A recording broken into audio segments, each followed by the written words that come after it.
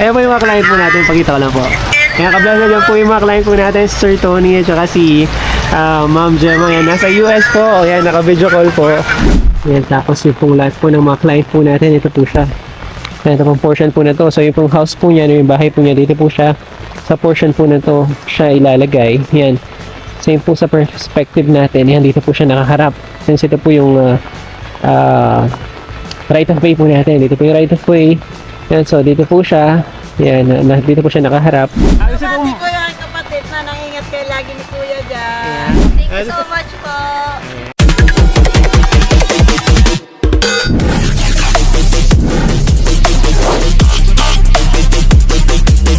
Pinagpalang araw po sa bawat isa. Welcome back po sa ating channel and welcome back po sa Blessed Builders.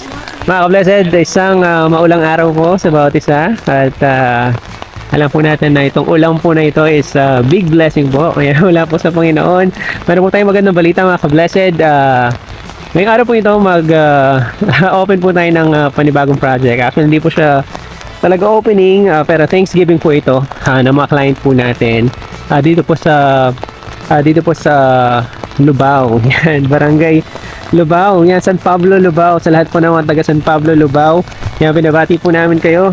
At sa mga client po natin na nasa US, yung po mga client po natin pala nasa US. Si Sir Tony at saka po si Ma'am Gemma. Yan, nasa US po sila. So, for sure nanonood po sila ngayon. Yan. Wala po sila dito. Nakaalis na po sila. Yan, na-meet po namin sila a few months ago para finalize po yung sa bahay. Yan, yung design po ng bahay at saka namili na po kami ng tiles in advance. Ayan. So, naglalakad na po kami papunta po sa lot po nila. Yan, so yun po yung main road kanina. So, dito po yung daan po niya. So, farm lot po ito mga ka-Blessed. Yan, farm lot po siya. Titignan po natin, napakaganda po. Yan, napakaganda po ng location. Pang ano po talaga siya, pang retirement. Yan, medyo maulan nga lang po mga ka-Blessed. Yan, pero yan, salamat po sa Diyos at yan, tutuloy po natin yung Thanksgiving po natin ngayong araw po ito. Yan, so ito po yung view po natin mga ka-Blessed. Yan, may baka pa po dito. Yan. Check po natin. Yan, so ito po yung daan. Tapos another way po siya dito sa kabilang side. Yung po palang lahat po natin ka-Blessed dito po siya. Yan. Check po natin.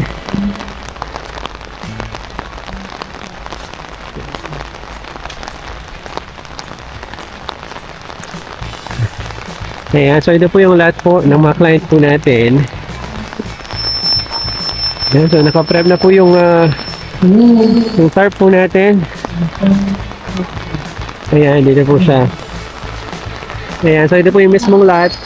Ayan po yung perspective po natin. Mamaya po ipapakita po natin yung details. Ayan, puntahan lang po natin yung mga kamag-anak po ni na Ma'am Gemma. Ayan. Tara! Tara! Ay. Hello po! Hello po! Hello po! Hello po, kumusta po? Ay, ano mo? Ayun ko na pala sila. Ayan mga ka-Blessed, ito po yung mga client po natin. Ayan. I'm taking a video now. Ayan po yung mga client po natin. Pakita ko lang po. Ayan ka-Blessed, ito po yung mga client po natin. Sir Tony at saka si Ma'am Gemma. Ayan, nasa US po. Ayan, naka-video call po. Ayan, tapos yung mga relatives po nila nandito. Ayan, nasa po sila. Ay, Ate Den, no? Ayan, si Ate Den po. Kaway-kaway po kayo. Ayan, Ate Den po. Ayan, pati po yung mga relatives po nila nandito. Tapos na po ng mass na in-organize po ng mga client po natin. Ayan, ngayon po, nagsasaboy po sila ng bigas at saka ng barya. Paikot po sa lot. Ayan.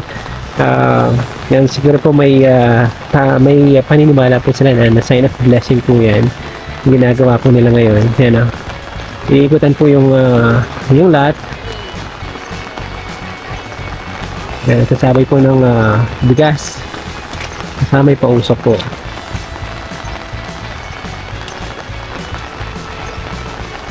Yan, bali yung lahat po kasi yan, papakita ko na po siya mga ka-blessed. Yan, pakita ko po yung perspective, pati po yung yung location po ng lahat po natin. So ito po kasi yung road niyan. Yan, so farm lot po kasi ito dati. Papansinin po natin yan, napakaraan pong tanim, yun, no, na palay, paikot. Kaya ginawa po nila dito is sinag-divide po nila. Yan, tapos yung pong lahat po ng mga client po natin, ito po siya. Yan, ito pong portion po na to. So yung pong house po niya, yung bahay po niya, dito po siya. Sa portion po na to, siya ilalagay. Yan. Same po sa perspective natin. Yan, dito po siya nakaharap. Since ito po yung right of way po natin. Dito po yung right of way. Yan, so dito po siya. Yan, dito po siya nakaharap. Papakita ko po yung perspective. I-flash ko po siya sa screen para mas makita yung po siya ng mas malinaw. Yan, so ito po siya. Yan, medyo familiar po yung design po niya. Actually, ito pong design po na ito, inspired po siya dun sa Trivilla na ginawa po natin sa may Mexico. Ayan, if napanood niyo po siya, yung tatlong villa na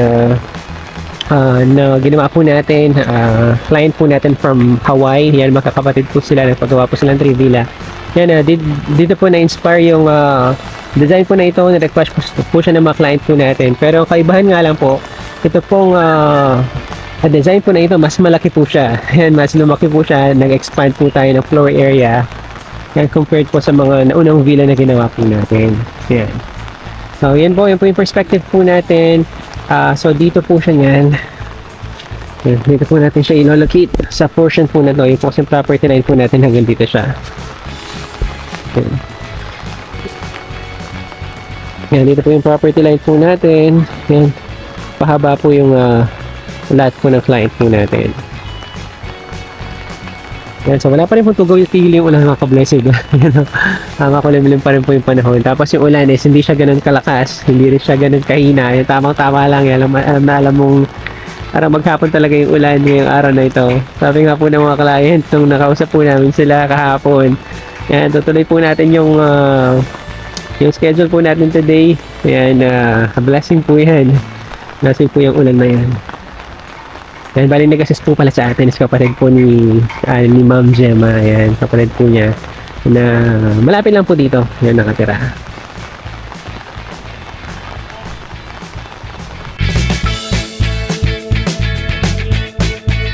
Si Ate Jen, ayan po. Gusto Kabati ko yung kapatid na nangingat kayo lagi ni Kuya dyan. Ayan, baka may message po kayo kay Ate Gemma at po kay Sir Tony. Nang Kuya, thank you very much sa lahat ng blessing. Okay, thank you po. Thank you kay Sir Andrew. Ayan, kayo po, baka mag-message kayo. Thank you so much po. Ayan, pamangkin niyo. Ay, anak niyo po ba? Manugang ka. Manugang. Okay. Ayan. Siya yung mama nung baby kanina. Okay. Sige. Ay, din sila. Ayan sila. Ayan pala sila. Hello po. Sir Tony. Ay, din daw. Ayan, yan po yung mga client po natin. Yan from USA. Ay, thank you po. Thank you. Actually, pinabidyo po nila yung Thanksgiving kasi hindi po sila nakauwi. Nakauwi po sila dito a few months ago para lang po i-set up po namin yung bahay, yung mga kailangan po natin dito. Even yung mga tiles po, tile selection, nakapili na po kami in advance kung nakauwi po sila.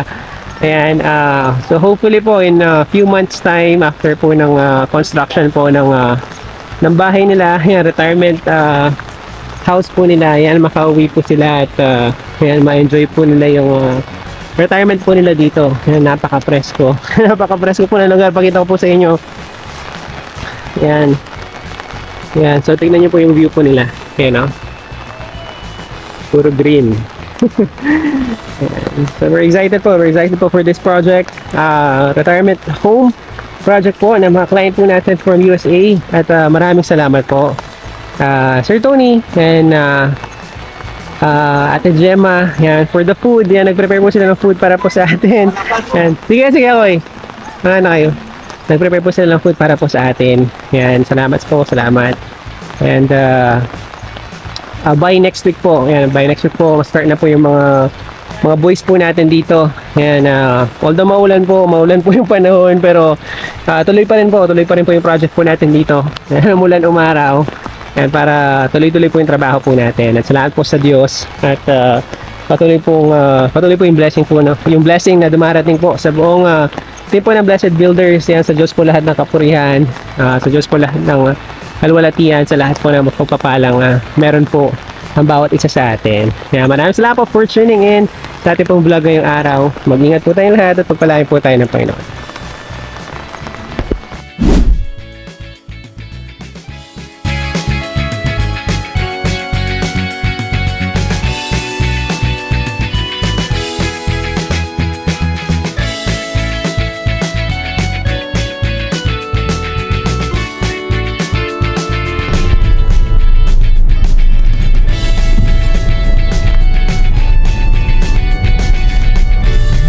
Yan mga kablasad, ito po yung sinasabi kong medyo challenge po dito sa site po natin dito sa Lubao. Yan, ito po yung bridge natin.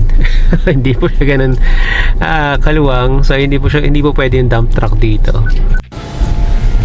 Ayan una check po natin. Yan, ilog siya. At saka kinonfirm po namin kung nakapasok talaga yung mga dump truck. So hindi po siya. So mini dump truck lang po yung pwede pumasok. So that's one of the challenge po ng site po na to. Ayan, pero tuloy pa rin po yung trabaho. Yan, medyo nagulan po pero lumiwanag na po ngayon. So start na po tayo dito. Site po natin dito sa Lubao. Yan mga ka-blessed, nandito na tayo sa site natin sa Lubao. Yan, nakita niyo po yung dinaanan po natin kanina. Yan, nakita niyo po yung Magic Bridge. Dinaanan po natin. So confirm po, pina-check po namin yung area. Hindi po talaga kaya pumasok ng dump truck dito sa lugar na to. So we don't have a choice po kundi mag mini dump truck sa mga materials po natin, halimbawa sa buhangin, sa graba. Ayan, so mini dump lang po yung gagamitin natin. Ang disadvantage po is mas mahal. Mas mahal po kasi per biyahe po yan eh. Unlike po kapag dump truck at saka yung mga malaking truck po yung ginamit, minsanan lang po yung biyahe kaya mas mababa po yung costing. Ayan, so medyo mataas po yung overhead expense po niyan natin dito. Yeah, pero okay lang po, tuloy pa rin po, praise God pa rin po na meron po tayong na-open na project po dito. Ayan napakaganda. No wonder po kung bakit pinili po ng mga client po natin na mag-retire po dito. Yan napaka-aliwalas. Yan, binamati po pala natin yung mga client po natin, kay Sir Tony, Ma'am Gemma. Yan, alam ko nanonood po sila ngayon nasa US. Yan, kumusta po? Yan, so ngayon po yung first day po natin officially sa ating construction proper. Supposedly few days ago dapat po siya ma-start. Yun nga lang po, medyo maulan. Even ngayon po medyo maulan pa rin. Pero mas lumiwanag na po compared po sa panahon po few days ago. Yan, so medyo na-delay po na konti. Yan, pero ngayon po mag-start na po tayo mag-procure na po ng mga materials. I mean, magde-deliver na po ng mga materials ngayong araw. Yan, tapos yung boys po yan, kasama na po natin dumating. Yan, so ito po yung site niyan. So ito po yung daan po nila. Ito po yung right of way. Tapos magla-left turn dito. Yan, ito po yung official right of way niyan. So ito po ang lot na to, another lot po ito. And bali yung pinaka-lot po ng mga client natin, dito po siya. Yan, check po natin. Although nakita na po ito nung nagpunta po tayo dito for groundbreaking. Yan, so ito po yung pinakaharapan ng daan yan. Tapos ito po yung lot. Yan. Ito po yung lot.